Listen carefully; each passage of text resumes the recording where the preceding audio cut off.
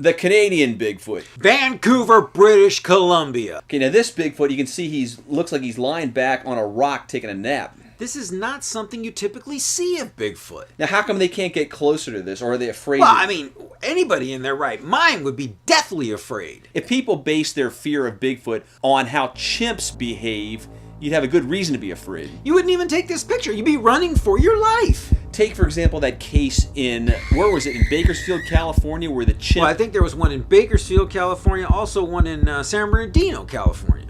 And I think the one in San Bernardino is where the two husband and wife that raised the baby chimp up to a full-grown adult is where the real attack happened. Yeah, so there was this baby chimp who they raised from birth and became a celebrity chimp. He got several roles in TV shows and movies and things like that.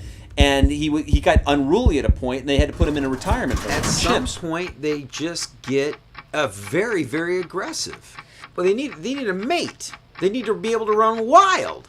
Well, some of them don't even have mates. They're put in a cell by themselves, and they're lonely. So this couple goes to visit their chimp. 2.5-hour drive. They drive to this chimp sanctuary, and there's a door open, and there's 4 extremely dangerous 180-pound adult male chimps on the loose. Well, these animals are very similar to humans, so obviously these other chimps that weren't getting any attention at all were extremely jealous. The woman gets her thumb bitten off by one of the chimps so that her husband pushes her underneath a park bench for safety.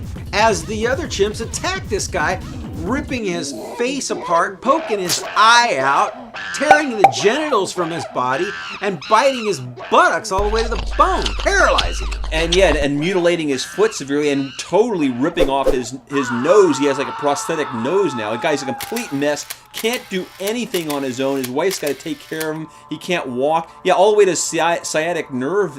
The chimp ate into his butt. Back to the attack, the people that were running this place don't even show up till 15 minutes after the attack starts happening with a gun. And these other chimps run wild. They run off. They're loose. So he was brutalized for 15 whole minutes, and then they gunned down at least a couple of the chimps. But yeah, some of them were on the loose. But it's not made clear at any point how many were gunned down and how many were actually loose. So which brings us back to this photo of Bigfoot. Now people look at this and say, oh, I could have taken a better photo. Look, he's asleep. All you had to do was just get up close to him and take a snapshot. I'd like to know which one of you armchair quarterbacks are going to stand out there in the woods and potentially lose an eye, get your face ripped off, lose your genitals, get your butt bitten out, be paralyzed, and lose a foot over that.